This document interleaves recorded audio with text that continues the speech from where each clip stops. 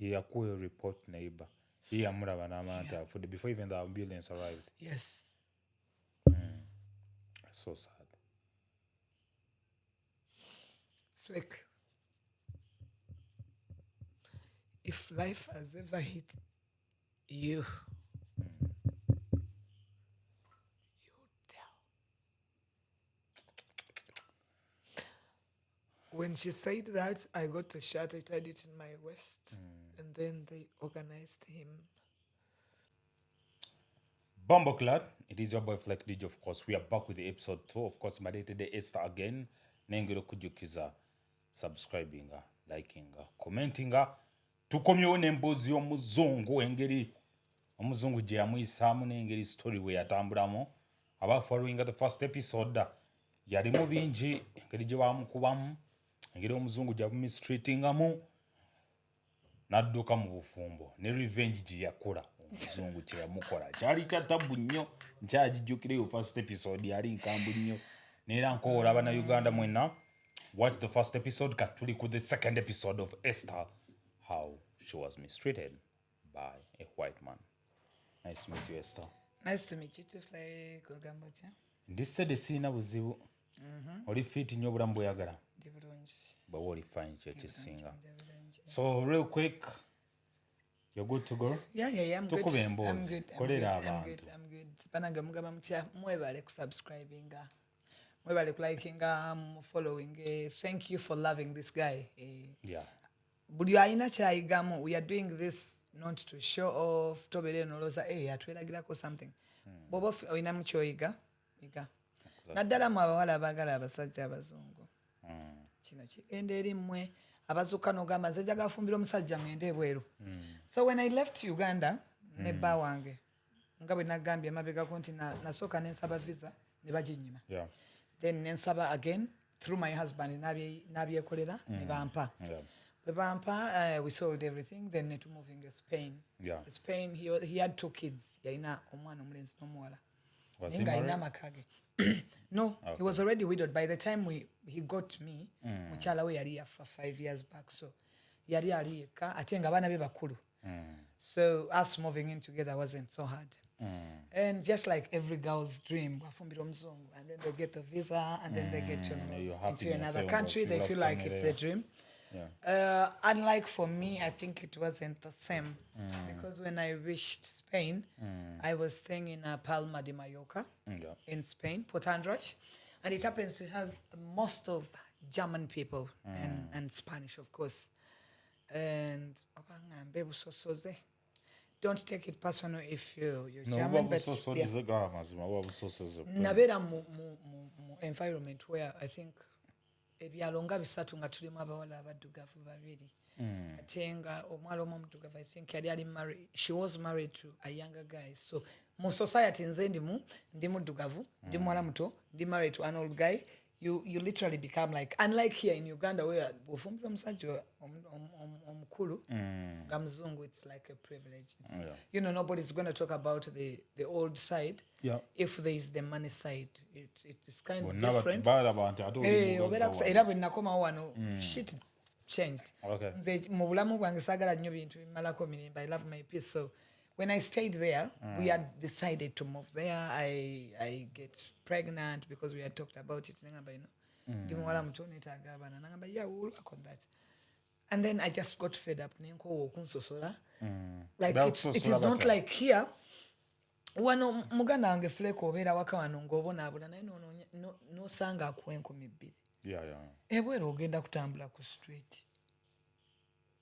Wano osobola onoonya osula n'onoonya omuntu akusuza n'atakumanyi n'akola ki? N'akuyamba. Bali abantu abamu batuyitanga nkima. Much as I had a white man nze obulamu bwange bwonna butambudde mu bantu bazungu n'abazadde abankuza biki. So azuuka n'engamba nti abazungu bonna balowooza abaddugavu baki. Naye bw'osanga omuzungu omusosoze asobola okwetamya ensi, asobola okwetuza, sobola abaana abo ababeera mu agamawanga n'ogamba gundi yeetuze. Bakolera mu makampuni nga yekka ye muddugavu aliyo. Gwe bayita enkima, gwe bayita ki. So I could not stand it personally. So waliwo abantu aba neighborhood bwe bali bakulaba ng'otambula ne bakutiizinga Kati no, obeera mu nnyumba nga just no. We used to stay in a society where abantu bano bala ku kyalo. Oh, yeah. Restaurants, you know, the pubs. Yeah. Now, like my husband, yayina a bar ebali bagita Thames Bar. So of course, every evening people come to the shower to have a wine and all that, and just like any other citizen. Now, kwate kuno gamba no. Excuse me. Let me also go have a drink. Yeah. But you would feel out of place. My husband would drive me to the discotheques where, you know, I find my age mates. I pay the same amount of money to enter. And everyone will look at you like, okay. A few people, of course, will say, oh, there's a pretty black girl. But a lot of them will say, okay, maybe how can she afford this? To me, I felt like, you know, especially my husband, because you have a society in golf. They were from the rich, you know what? Yeah. And then someone looks at you like, you know, how can a black person be... Exactly. Bawange mukwano gwe mwala we yali afumbirwa. Never usually baina engage babikola mu Spain babukinga eryato ne mwambala white all through then ne bawe coming. Twali ku lyato abantu 180. We were only 2 black people. Kwaliko n'abasambi b'empiira bali famous Spain, like it was really top notch. But you know, everyone was looking at me, and then I had my old guy holding him, because for me, then I felt I was proud. The man has married me, and he really treated me nice. Yampisanga bulungi. Siso azuka ne mwogerako kibi omusajja oyo. Mukama mumuze mirembe. So I felt like I was out of place. Then I thought, you know, why did I decide to come to Spain? At the back of my mind, besides the whole excitement of njagala kubeera mukyala muzungu, nengamba like, why am I even in this state? First of all, ndi wano because of the person I got married to. Sina gwe mmanyiyo. And I talked to my husband. Mugamba manyi Tim, I want to go back to Uganda. Awo nga wakamala ebbanga lyenkana. Miezi ndowooza gyali ena. Naye n'olaba obusosoze n'ogamba nze byansukkako. Evenings ngenda nenkola gym, n'otuuka mu gym, and then I used to have a very hot body. And I was this slim, little girl. Ngoli akutunulia out of that, oh, the black monkey now me, I would not take that. So end of the day, instead of me turning out a bad person, I would rather let you be. So nimgamba Tim, I want to go back home. Oh my God. He looked at me like, you know, omusajja ono, yeah, we sold everything. Nangamba buli ky'olya ngu oyagala okugenda nakyo tuki shipping. You know how expensive that is. Na shipping buli kimu to Spain. Our wedding albums, our introduction, obimanyi byogala bibeera huge boards and what, gifts. Nemugamba nkomawo. Nangamba, you know what? Don't make a quick decision. Let me book for you a flight and you go back to Uganda. Then you think about it. Then you go ahead with it. Because me, I married you. And I want to move anywhere with you. Now, omusajja oyo wegamba nti abantu society tetwonoona abantu gye bali we batyo. I booked a flight. I traveled back alone. Nemuleka Spain. Nenkoma wano. I had to, omanyi nga bw'otunze buli kimu enyumba tewali kyewaleka. I had to get a small house, rent again, put a few things. Stayed around for a couple of weeks. And then he called me. Babe, what do you think? You know what? I don't. When I come out, the whole world coming, me back to my normal life, missed my friends and family, back to the, you know, I was still young, the going out, partying part. I was like, no way, I ain't going back. So I called him, I was like, no, I want to stay in Uganda. He was like, okay, as you wish. Let me sell my things. I moved to Uganda. Naye n'asalawo bw'atyo n'agamba kati kosazeewo nange nsazeewo. Omusajja nga yakwagadde ebyaddala abantu abagala gye balinze nje. Kati family ye yalina abaana. Before we come back to Uganda, bwe waliyo family ye nga ye ey'omusajja oyo yali ekuyise etya nga tuvudde ku society, the family okulaba nga muzeeyi awasizza omuwala omuddugavu. How did they treat family? I will not send in a meeting abantu banji because mo British. So mama we ali UK, ne brother we, ne sister we, ne n'abaana babaganda be. Abantu abali Spain, muwala we na mutabani we. Yeah.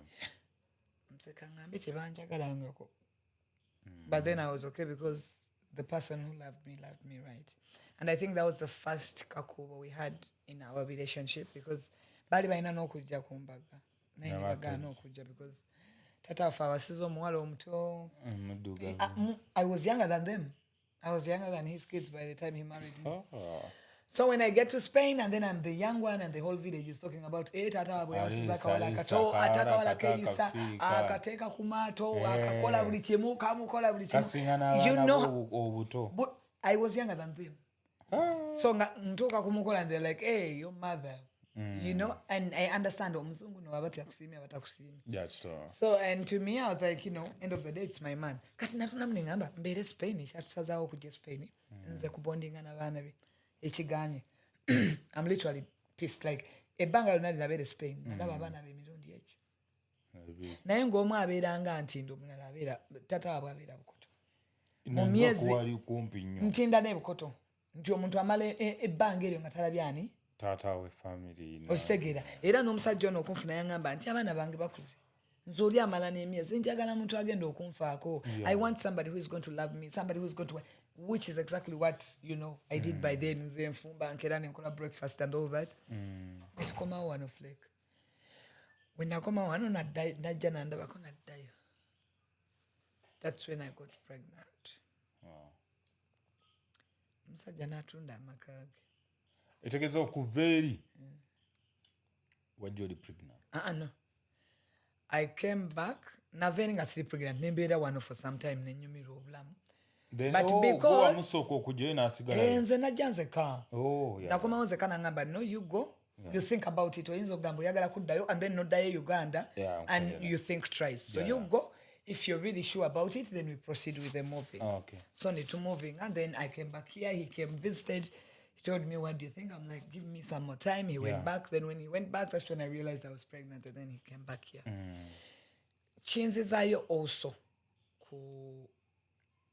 before you enter into something, relationship, obanga tonabukira nti nonya musajja wa sente. Lowooza nnyo ku decisions ez'obulamu ezimattering. Ng'abaana. Sometimes abaana abawala getting excited. Nofuna omusajja omuto oba omuvubuka omuto. Oba omusajja omukulu n'otafa ku kyakuzaala. Oba nofuna omusajja omufumbo n'otafa ku kyampeta. N'ozuukuka boldly ng'otunuulira wano. Ositegeera. End of the day decision eyo. Excuse me, neekutuulamu. Nze nazuuka ku makya ngamba kasita omusajja ampa ssente. Nze ngazuuka ku makya fuleke twazuukako ne mukwano gwange nga nyombye ne one of my friends. We had a fight and then I came back home crying. Nangamba, babe, what happened? Nangamba, one of my friends betrayed me. We were home with one of my best friends. Nangamba, what do you want? And one of my friends was like, hey, you have never taken a flight. Why can't he book for us a ticket? My best friend. I'm saying, babe, book for us a ticket. We go to Kenya. And of course, I wanted to express this with my friend. The dude got the laptop, too. So just like any other young person who wouldn't want that. But in the course of that, mazokole decision, that's when I realized, okay, I got excited about the money, but now, how am I going to tell my mom Sigenda Kuzala? Then, after the wedding, now everyone starts. You know how the Ugandan societies be. Why say when miezi esatu? Just manyanga yajjamu amaji. Munaye batandise okubisala. Bakazi b'abazungu bwe babawasa babajjamu amaji omwaka guweze. Ebigambo bikoze ki? Engamba yenfaaki. I really need a mini-me in this world. And this man cares about me. And he was telling me, when I talked to him about it, he was like, you know, when I was making money, I didn't enjoy my kids. I would love to enjoy my kid around. At least now that I've retired, I would love to have. But then also to think about that. But it is the best experience I think anyone can ever have. Because I think it was the best decision for my daughter that I've ever made for her. So we move in here. And I was there and I'm like, okay, let me think about it. Natunda, one of his properties there.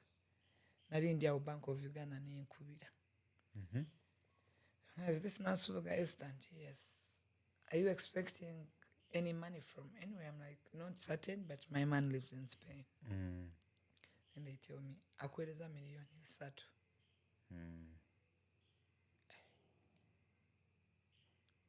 But then when I came back here, natandika olubirowoozamu awe kubyemu akafaananyi nakoma wano abawala basinga bakwano bange bafumbidde bavubuka bato bagenda nabo mu mabaala ndowooza mune ngamba oba mwana ono omuniga mu divorcinge nga takafumbirwa n'omwaka nga gumu you start now Yeah, thinking straight, yeah. But then in my head, I was like, as I am there thinking, one of my friends is having a young guy. She's coming to my home crying. Omniga msanze mbuliri with somebody. I'm like, kazehe wo mzee. Mzee omuleka mbuliri n'omusangamu. Bwe mugenda out. Era mukama yannyamba nze kye-advising abantu bw'oba ofunye omusajja ng'oyagala omufuna omuzungu. Mufune bweruwa wano. Ajje nga gwa muyinako control. Nze bba wange yajja wano nze nagula layini ye. Paka bwe yava mu Uganda wano. Era nga n'essimu bw'ogikuba because we bonded. The only person he came to see. Kati nze nga tolina nsonga Flake ne bw'obeera muvubuka. Nga tolina nsonga ekubizana namba ya bba wange. For what? Yeah, to do. My friends, why would you have my husband's number? Omukubire ku kiboba, if you can't reach me, and by the way, this is something I also do. I do not have a reason to call any of my friends or to have my friend's husband's number. Wano abawala batandise that stupidity of wanting to sleep with people's men. Yeah, Oli mukwano gwa bawa mukwano gwo. You cannot reach Esther. You cannot reach Esther. These are also things, by the way, we take for granted, but they are red flags from the beginning. Your boyfriend asking you in front of everyone, can I take your friend's number? For what? Which relationship do you have? What is there to talk about? If there is any, unless you're dealing with someone unserious,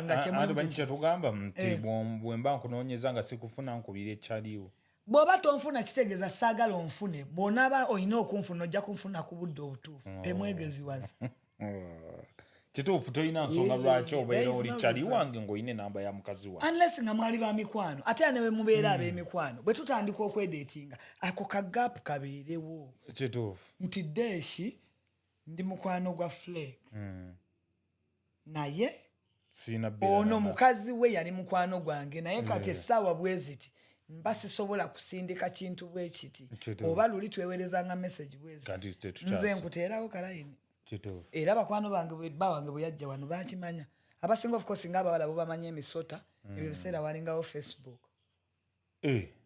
simbu ya mbalasi nga gigendanga mu inbox twagendanga ku babozi ne tukuba disco nga gigendanga mu messenger ya Facebook kati bagifuna batya ng'omutera mutaginga oyatera okulakinga of course omusajja bwe yampa saffe twakola n'account za Facebook kuti Team Light Esther Light ani atatumanya Kampala era nga batuyita the oldies couple nga nina omuzeeyi wange naye wamulaba naye weyakwanga nga mpa emirembe bambi naye nga nina of course obeera ne by'omiisi nga hiyandireya nze sijja kulinda nga babulumba mu inbox abawala ne bamuweereza ono gw'oliko aliye nayonona ssente n'abavubuka abato era nga bwebimuweereza nga mwenzireka nga baby I don't know who this witch is oli omwami wange ngaabalopanga era abantu ne balekeraawo okumuloopera kubeera nga bw'okimugambye takyongeramu era ajja nagamba era bw'oba omugamba gamba if you care about me that much and I got to know you through my wife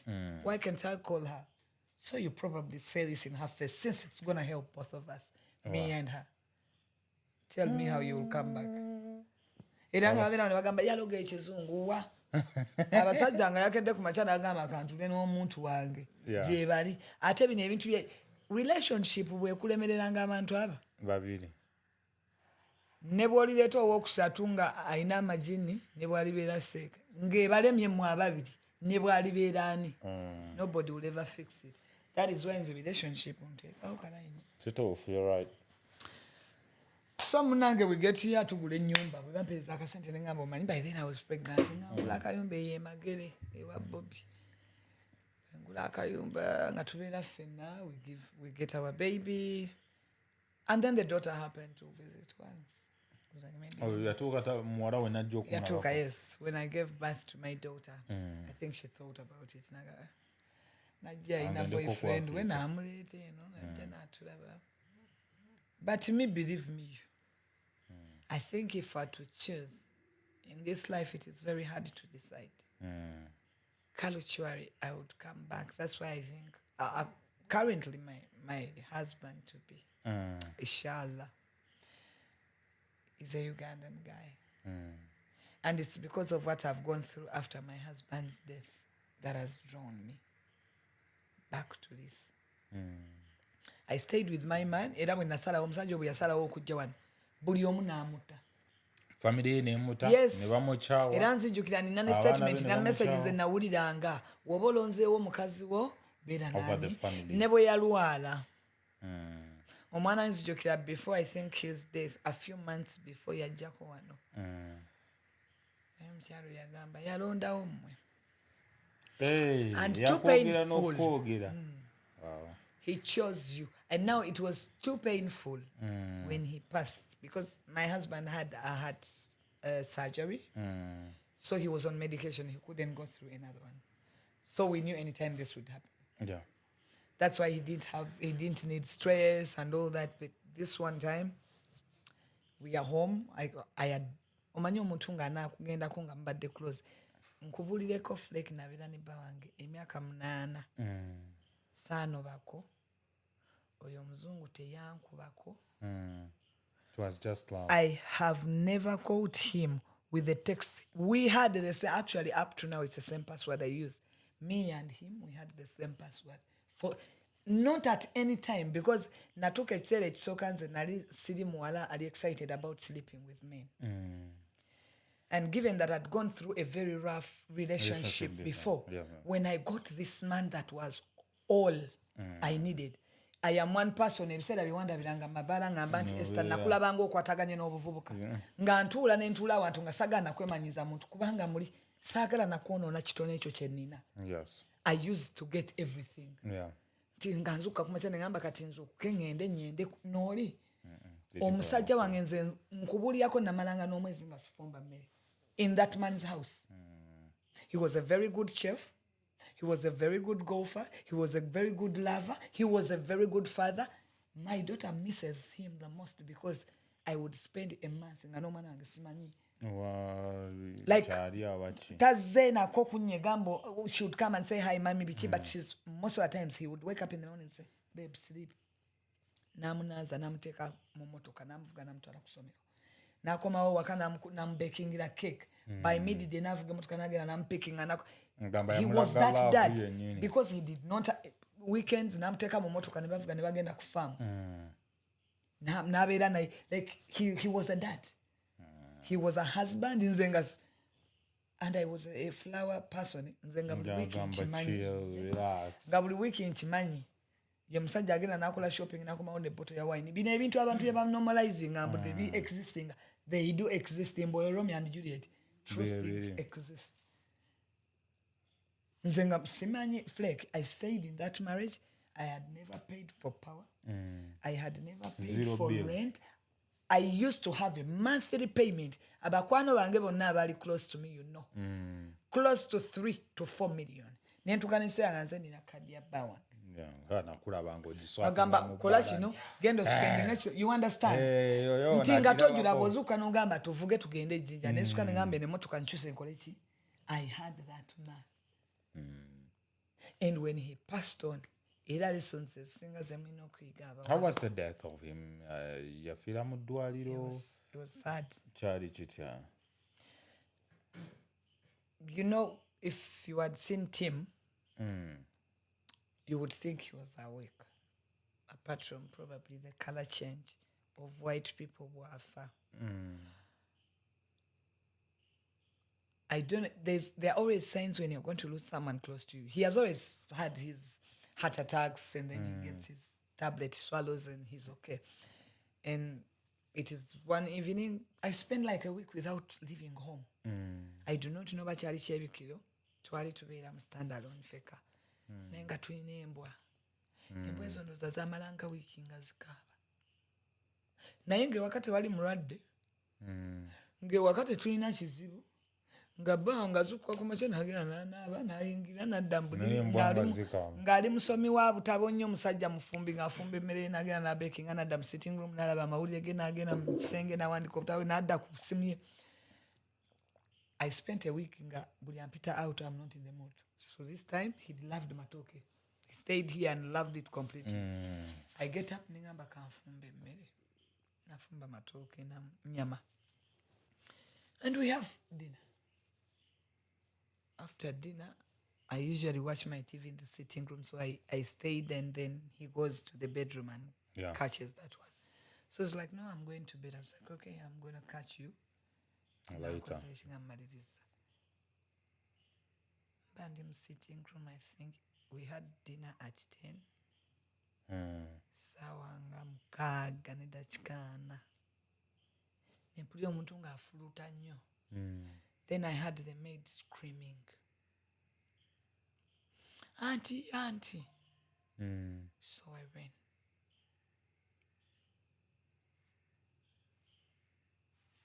And I met him ng'amaaso gali waggulu nenga Ali mukufa. afuluta.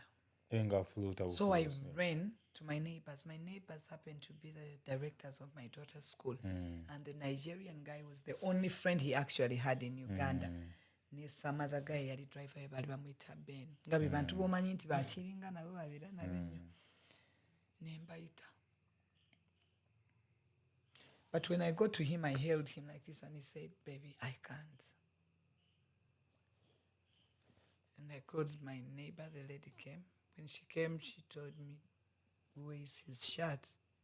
And I was like, "It's here." And she said, "You tight in your waist."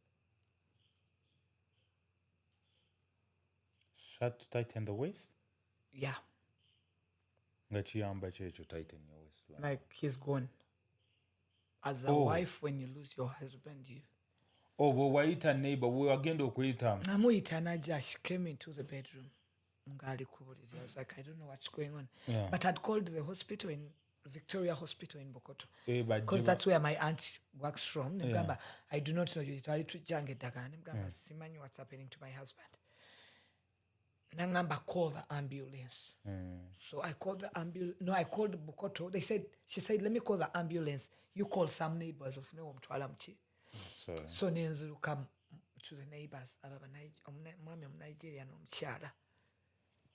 The lady, when she walked into the bedroom, she told me, "You get his shirt." I was like, I thought maybe to Jimabas. Yeah, she was like, "He's gone, you have to be strong." Yeah, call your report neighbor. Yeah, before even the ambulance arrived. Yes. So sad. Flick. If life has ever hit you,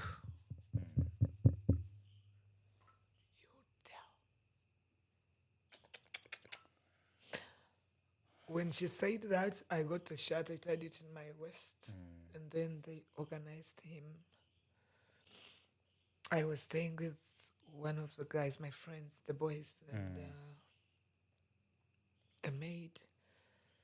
And then I called the ambulance, and then I told my auntie. She told me, "Okay, you wait. We are going to get the ambulance to come." It's like I have never froze. Because I did not see this coming. Yeah, I understand. He wasn't sick. Have you ever been there and you've never dreamt about anything like this happening to you anytime soon? Yes, Naino Msajanga Mukuru, true. But he was the most healthy person. My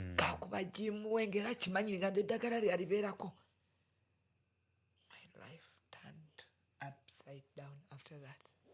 So sad. It was the beginning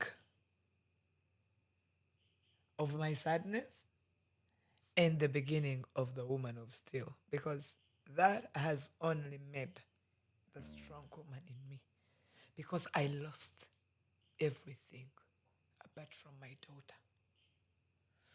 And when I mean everything, I mean everything.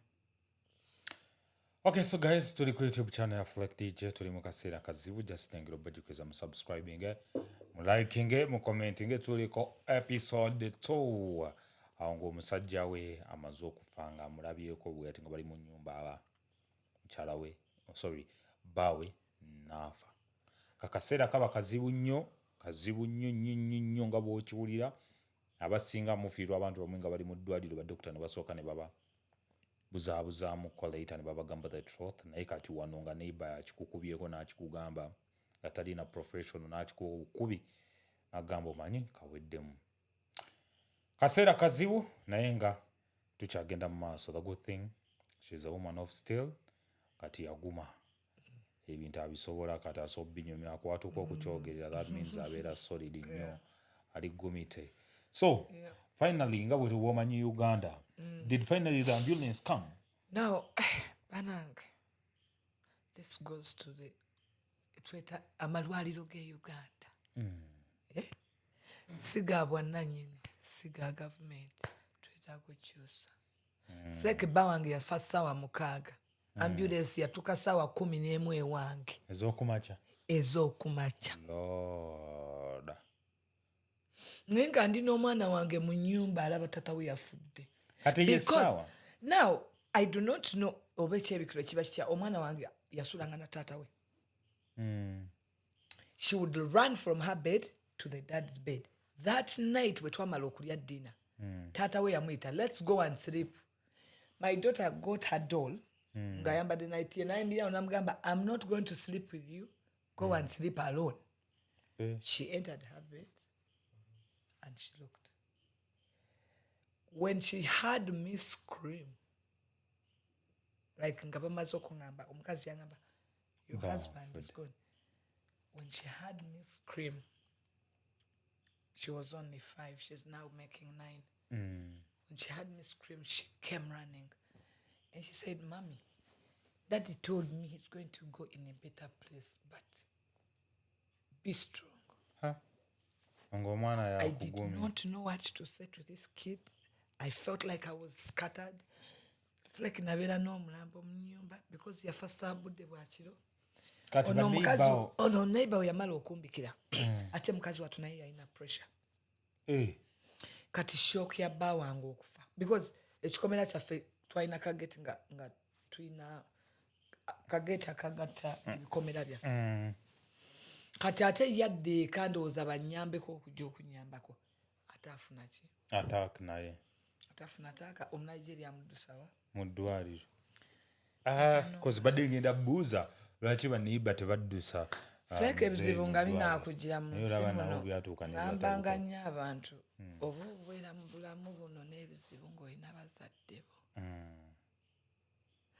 nawulira ng'ensi emize kuba nze bange yali yafuka maama wange yali taata wange yali buli kimu nze bange namufula mu bulamu bwange kino famire yange esobola kyewugira ne ku kyalo gye nzaalwa he changed our whole family nze nasomesa buli mwana yali tasoma mu ssomero n'oyo omuzungu ng'ojja buzzi waka n'ogamba omwana wange bamugobye n'akwata omwaka gumu go and pay the fees fenge ewaffe amasannyalaze tegaaliyo nze kino nkyogera that white man changed our whole family nze mange bwe namuziika years back bamutunda we namuteeka nambuuza kirabo ki kyoyagala ekyembaga ne mugamba njagala ongulira ettaka we ngenda oteeka mange that man gave me a lump sum of about 45 million nengenda essemuteeyo nengula ettaka kwe nateeka maama wange like he did it all naye natuka ekiseera nga mulaba ku buliri bwe nti nze namwezingira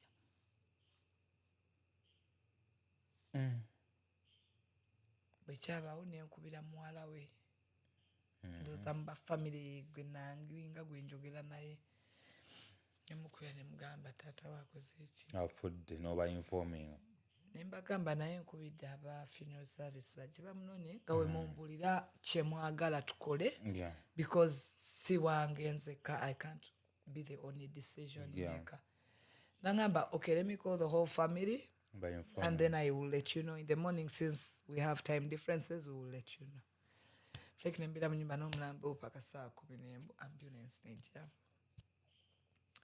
olwo omuntu munaye waba afudde oba obeera ng'olowooza bagenda mutuusa eyo era nze bamutwala nga bamusibye abamufineza bambi abajja omuno nawe nalabira nti kirabika yagenze dda bajja omuno ne baleeta ekibokisi kya white bamukasukamu nga rabishi neŋŋamba baba namutuusa emulago ne baŋŋamba kale abadde afunemu ate akansaluza so nensigala mu nnyumba seebaka nenkubira ab'ewaffe kumakya everyone had come then in the morning I got the card kubanga twali tukozesa kaadi yemu naawe kino nakyo kigenda eri abawala ozukusa ofunye oyo omusajja have financial independence regardless of how much you love each other oyo omusajja ne waba akusobola okugulira buli kimu baako n'akasente ko kubanze nasiri wala ndoza ensonga enkabizaamu amaziga ate era mukama amala n'akugamba zuukuka ffe twalina kadi emu ng'ate ya Spain so nga sente ze zekampani zigenda ate tugikozesa wano in my head parting and all that and being stupid I've never thought of muzigulewo account kasita ziyingirawo bwezu tugenzeeko eno zigenda oyingirawo nga wakoze ddala programu visa card emala lwaki tufunayo akubiri kumakya ssaawa nga 3 abafuneral service bankubira bampeereza package gyemba nondako package okay I will take this because I knew my man had the money I know insurance he has everything even when I decide to claim for it njakola ki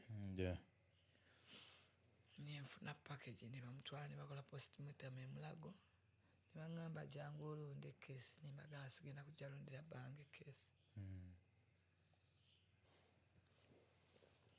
entumayo mukwano gwange olwo bwe nninda nziramu okukubira bano bafamily nenkubira olwo muganda wankubira omulenzi agamba muganda wange baŋŋambye afudde bambi ate muganda we yali older we yali 95 then the mom is still there nakati yali 100 and I think 20 agamba my brother's passed bikibishi naye of course yetaswala linnya nyonyi emyaka ne maama we muwala w'omukulu yankubira naŋŋamba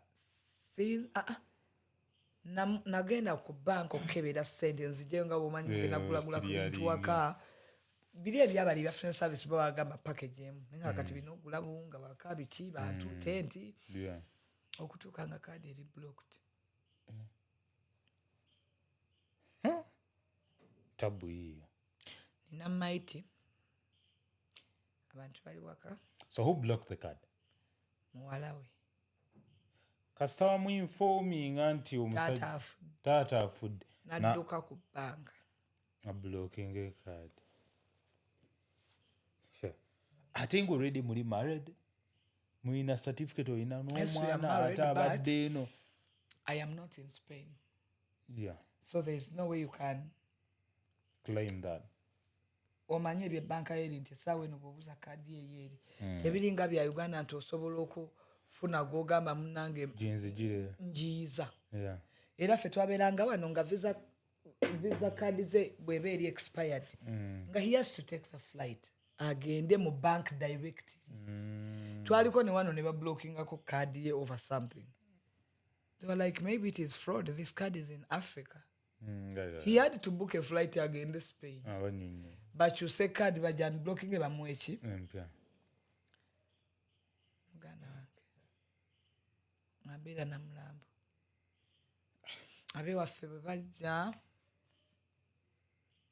so bwewasanga nga eri blocked bwe nalaba nga eri blocked nenkubira muwala we immediately nemugamba now I do not know what the burial arrangements are I don't know what you guys think but you know what Tim said of course bonna baali bamanyi bba wange bwe yagula gye twazika maama wange nagamba if I ever die in Uganda please bury me next to your mom I would love that but if I ever die in Spain banjokye evu lyange baliwe ku nyanja because he was a very good sailor so the girl knew of course tata wafiridde no she knew what his will was era we namukuya nemugamba now what should nagamba my father has taken care of Africans for 7 years it is time for them to pay back ekigambo tekirinvanga ku mutwe mu muziiki ekyo ekigambo kyekinzizizaayo okufumbirwa wano it is the one reason I have thought twice when it comes to family and how you want your kids to and everything Flake, when she said that I knew there was no turning back there was no solution I was alone I had no defense and she said whatever I think was ekyali kimuluma from the beginning okufumbirwa taata we nemujja eri nemutunza binamutunza nampa sente zeyampa you would feel the what Flake teri ku bantu bali related ku bba wange bamuziika. And yet I bought time. Ndoza yamala kunsenna kunganya. And maybe even if it is a week and someone says, can I come and at least, can I fix it? What? Because bali bana. Nakubira mutabani we. Nemsindika message nemgamba, your dad has passed away. Yangamba, he was already dead to me. Kabali bamuchawo nnyo. Okuba yafumbirwa mu Africa ulireyo obusungu bwe balina. Ne bamubuza emyaka gyonna gye yamala ku nsi. N'asalawo amuvinge in a stranger gwalabye emyaka bo n'abaleka. So n'obulumi nabo I would understand. Nabo yabalekawo n'ajja eno. Naye munaye ebiraavu byekola. Ya kituufu. Mu byonna Flake bw'ofunanga ssente ne weeyagala yagaliza erayisa bulungi abantu.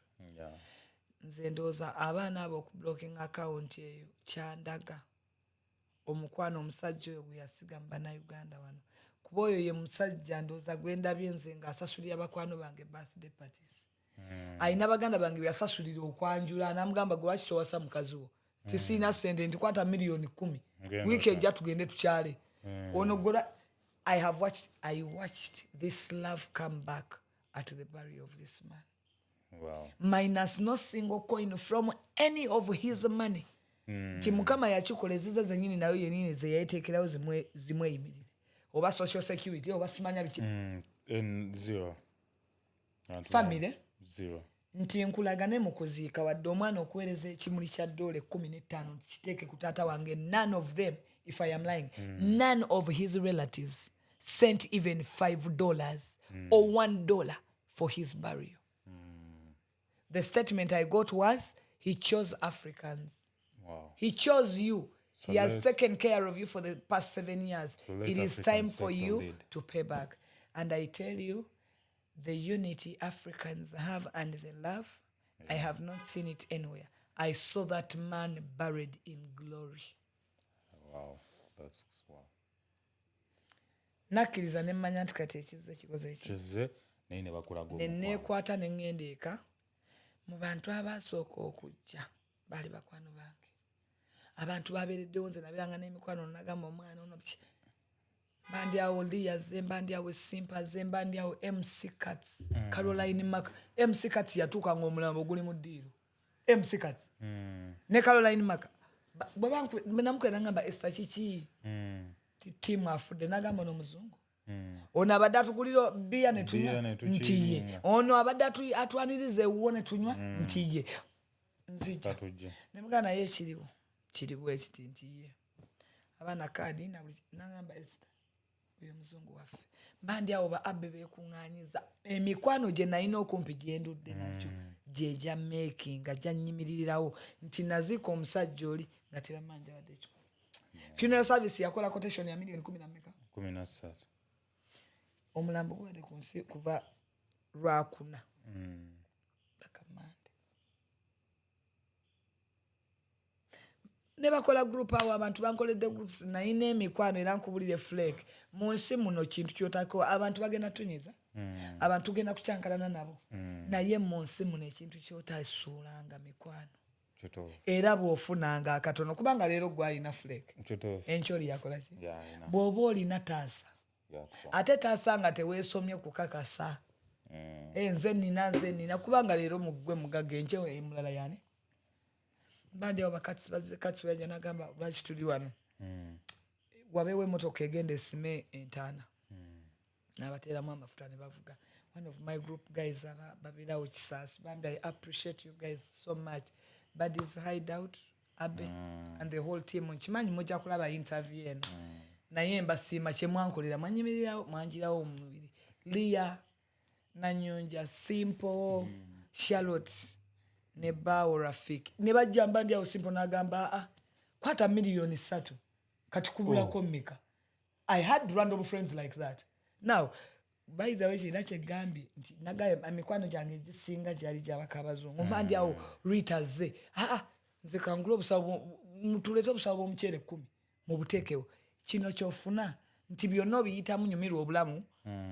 waako ne bannoobo nga teweekubidde eki yagaliza munabeera wagambe nze era omuntu kyayinza okugamba Esther naawe kenyini fuleke ki kyoyinza okunjogera kale bino ebyokusaaga nga tubivuddeko kiki kyoyinza okunjogerako in the past kyoyinza okuba nga omumanyiiko wenjagala njagala wemba sikwagala mba sikwagala ate wemba nkwagala nkuyirawo omubiri so ogwa mubiri gw'oyiwaawo nze ngulabye nga gukomawo eri obulamu bwange naziika bba wange ne mmala omuziika nenkulabira abantu n'ensi maama So how was it, I think, with the embassy? How was the process of kumukiriza wamuziike wano?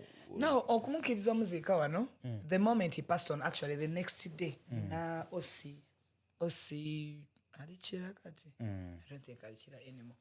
We namukubira ne muinformingako because bangamba ne auntie wange yangamba nangamba since he's a foreigner it is not the same era ne meanwhile banaye nga temunafumbira basajja abo kusetolinga wano manye ebintu bino ogenda kuzuka kumacha enembeera esobola otuuka ku buli muntu oba oyina muzungu muto ne bwataba muzungu oba oyina mukongo oba oyina mu foreigner yenna muto oba mukulu oba muki asobola okuzuka kumacha embeera nezuuka nekyuka beera conscious tozuukuka kumacha kubeera na musajja omuzaalemu mwana nga tomanyi next of kin we tozuukuka kumacha kubeera na musajja nga tomanyi bimufaako social security ze n'ebyo byonna bigendako essaawa eno nze by the way I was very reluctant much as bba wange yabintegekera I think he knew nti na buli omu wazze nga nnwanisa yazuuka n'amanya nti mukyala wange ajja kuzuukuka ekiseera bw'okeeranga kumacha n'obeera n'omufolena ebyo bye muzaalanga obumyu fumbirwa funa empeta wano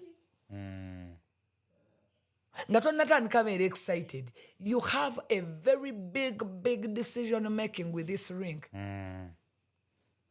than you can ever have it with just kids so bw'oba otegeera bw'oba olabanga olaba direction yeeyo genda si bya bbeeyi muve ku birooto bino ebya Sindaleera mubiveemu okuliridde emyaka ebirooto bikyuke funa abantu 10 genda babagatte omanye nti olina w'oyimiridde bwe mulikola nga gw'olaba ekirooto kyekyo mulikola embaga gye mukola ki naye beera n'omuntu ng'omanyi olina w'oyimiridde because ogenda beera n'esse nnyingi nze ba blocking account essaawa eno tebalina kye bayinza kukola without me tekiriiyo because nze mukazi we nalina buli dokumenti ye nakati nze njikola ki sirina kye sirina nti ne death certificate tolina kyogenda proceeding nakyo how passport ze nze nzina era bwe kyahappeninga guy nangamba run to the embassy you have to do that in person nengendayo ne passport ye neyange ne marriage certificate yaffe ne birth certificate ya mwala wange because by then yali tanafuna passport so when I reached they were like okay all you need to do is just to report his death reporting and nebangamba if his will says to bury him here proceed on you the wife so yeah I went on I got the LOC letter of course you don't do it immediately the next day I got the LOC letter I got the police letter we have been residing and then visas zonna zabadatambulira to just have proper documents with me collected the money then netugenda omuziika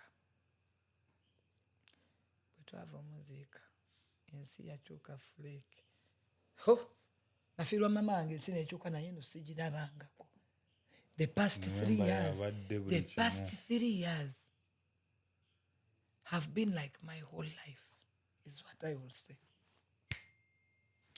nengero bajukiza episode 2 tuli ku YouTube channel ya Flake DJ ndoza awo tugenda tutandikirawo episode 3 engeri obulamu bwe emyaka 3 gijja kufuukira akabasade gipanga obulamu bwonna muteeru it's been my whole life I will say tujja gwe just beerako bubeezi subscribinga likinga sharinga tekako notification button yo tulina Esther mu episode 3 tukomawo with episode 3 akomawo kati nga woman of steel okubalaga ensi kyeyamukola nga amaze kufiirwa bbaawe nga yabadde akwasaganya buli kimu. It is your boy Flake DJ and of course with Esther. It was a nice one. Yeah. It was. And I'm glad to share it with you. Actually, I've not shared this story with anyone. A lot of people have wanted the interview, and I felt like I wasn't ready. Before, I felt like a lot of judgments were going to come through. Yeah.